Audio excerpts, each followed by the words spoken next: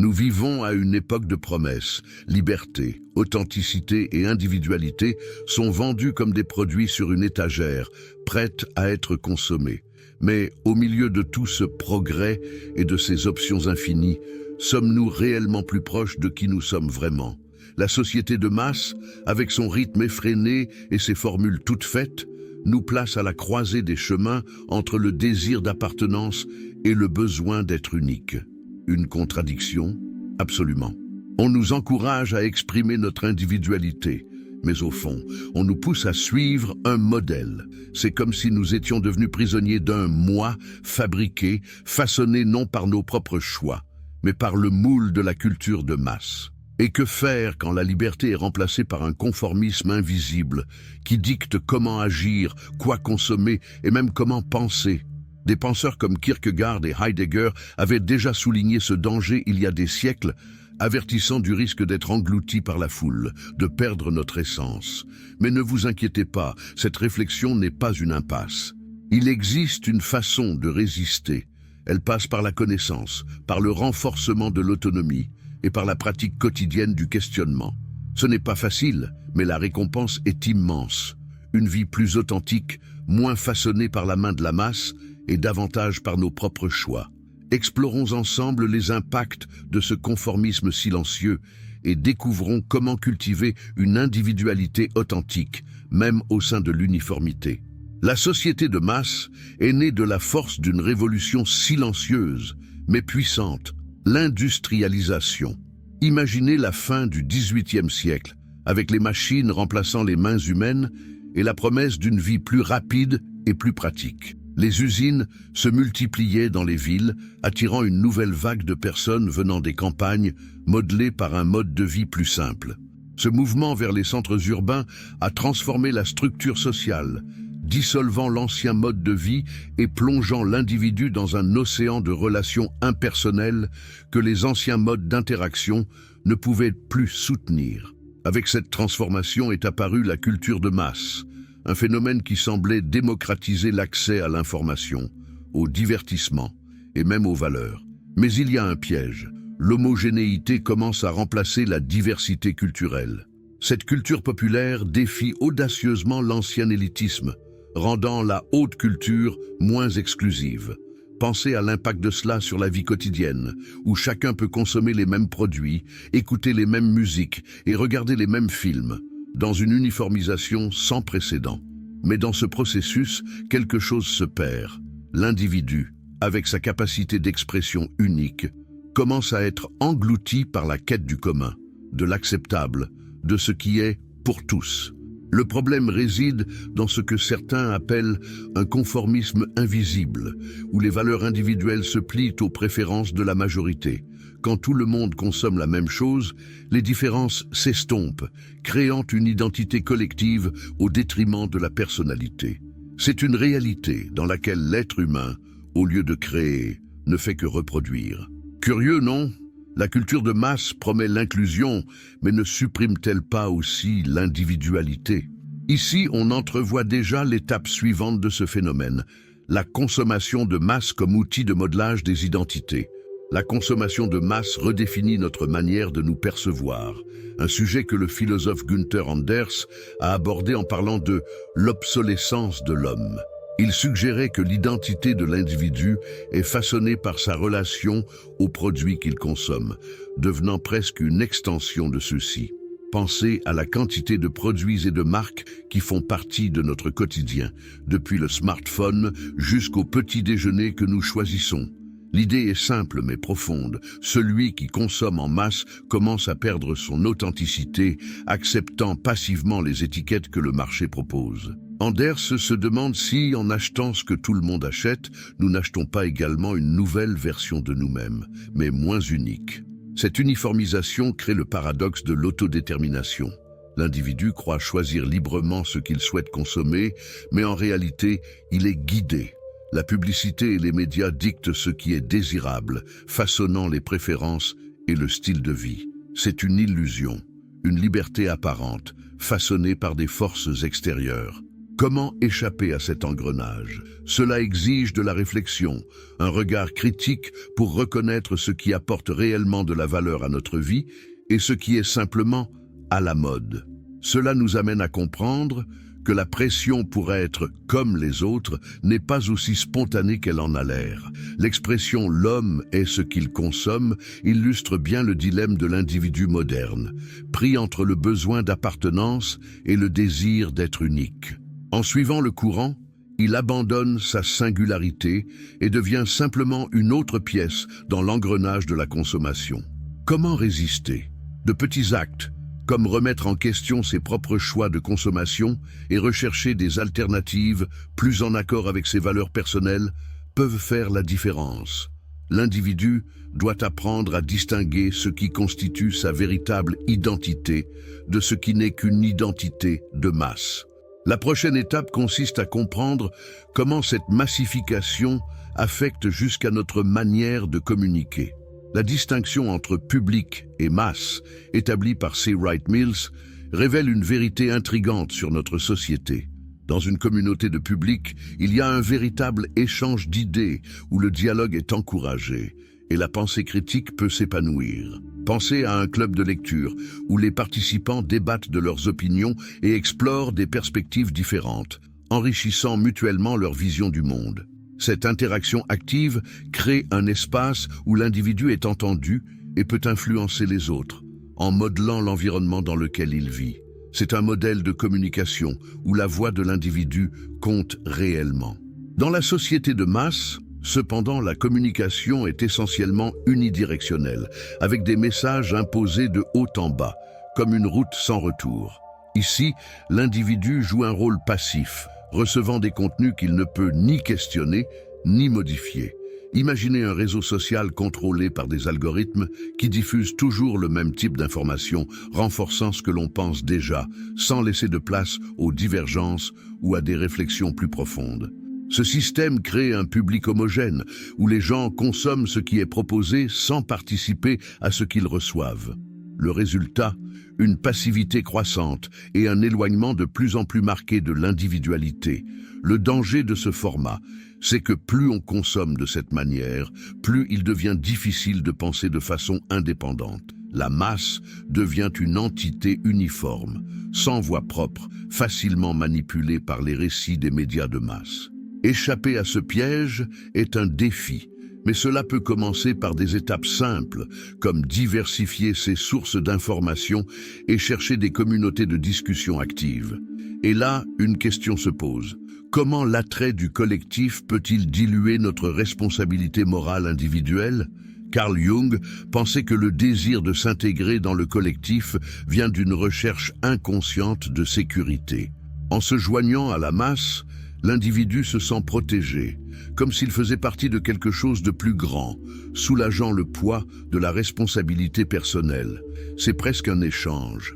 En échange de sa liberté individuelle, il obtient un sentiment d'appartenance. Ce désir de sécurité si humain peut sembler inoffensif, mais cache un piège, la dilution de la responsabilité morale. En se fondant dans la foule, l'individu se sent moins responsable de ses choix, laissant le groupe ou l'État décider à sa place. Ce phénomène mène à un conformisme dangereux. Au lieu de remettre en question, beaucoup acceptent les raisons d'État ou les normes sociales sans réfléchir. Dans la vie quotidienne, cela se manifeste par des attitudes comme « si tout le monde le fait, alors moi aussi » ou encore « si c'est légal, c'est bien ».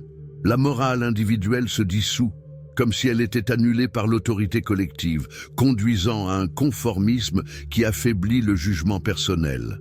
Imaginez l'impact de cela sur des décisions importantes, où le choix se limite à ce qui est socialement accepté, sans réflexion éthique ni critique. Cette perte d'autonomie individuelle contribue à une société moins critique, plus obéissante et donc facilement contrôlable.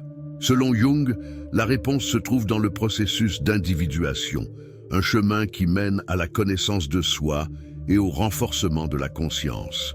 Pour résister à l'attrait du collectif, il est essentiel de comprendre qui nous sommes et ce que nous valorisons vraiment. en dehors des influences extérieures. Un exemple concret serait de se demander chaque jour si chaque choix reflète nos valeurs ou seulement la volonté de la majorité. Bien que difficile, cette démarche crée une base pour une vie plus authentique. Mais le danger de la foule, selon Kierkegaard, révèle encore d'autres pièges. Pour Kierkegaard, la foule porte en elle un pouvoir dangereux d'annuler la vérité et la responsabilité individuelle. Il affirmait que là où se trouve la foule, là se trouve l'erreur, indiquant que la vérité ne se trouve pas dans la majorité, mais dans le courage de chacun à rechercher sa propre compréhension. Imaginez une situation où tout le monde autour de vous adopte la même opinion, et suivre cette tendance semble confortable.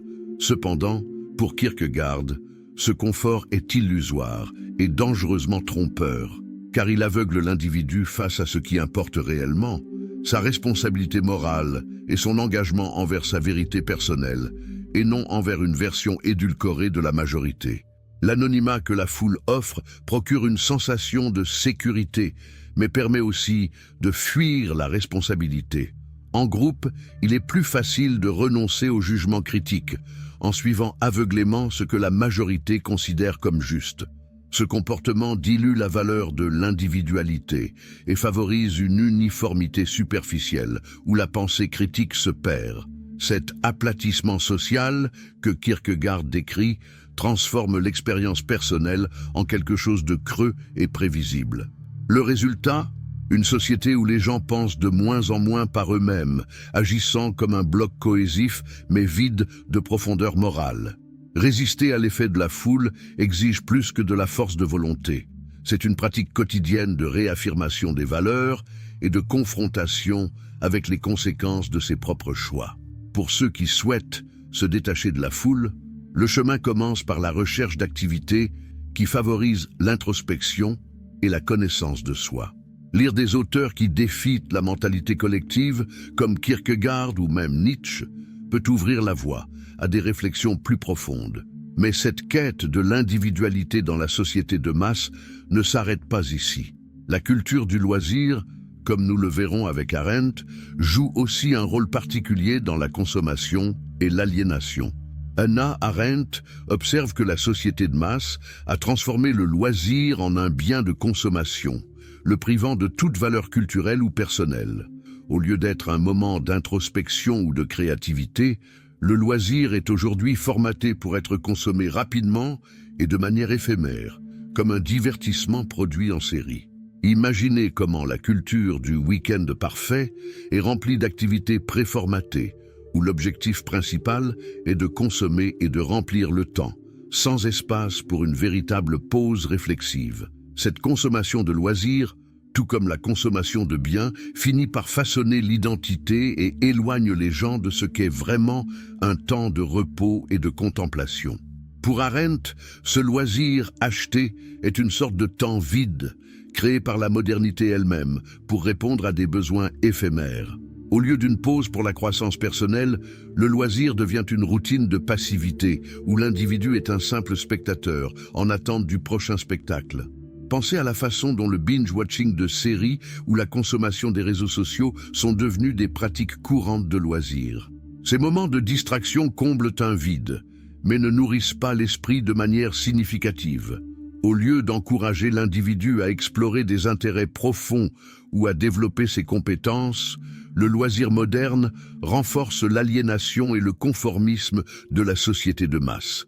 L'alternative, selon Arendt, serait un retour à l'oisiveté créative, des moments où l'individu se déconnecte de la consommation et se consacre à ce qui l'enrichit intellectuellement. Une activité simple, comme lire un livre de philosophie ou pratiquer une compétence artistique, peut offrir cette reconnexion avec soi-même.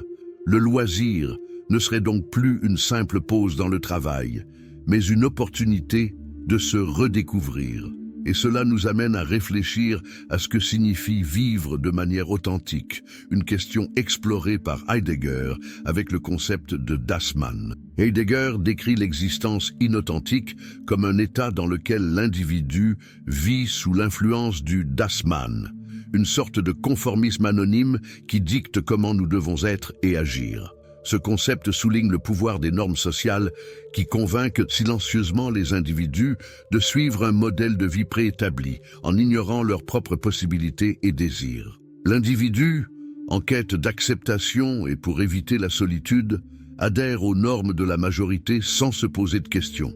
C'est comme quelqu'un qui choisit une profession ou un style de vie, non par affinité, mais parce que c'est ce que tout le monde fait. Une vie modelée davantage par la peur de se démarquer que par la volonté de s'exprimer. Ce conformisme entraîne une perte d'authenticité, car l'individu cesse d'explorer ses propres potentialités pour suivre le chemin rassurant de l'acceptation sociale. Heidegger met en garde contre les risques de se soumettre aux attentes sociales, car cela compromet la profondeur de l'expérience humaine. Au lieu de saisir les opportunités uniques qui se présentent tout au long de la vie, l'individu s'attache à ce qui est familier, confortable et largement accepté.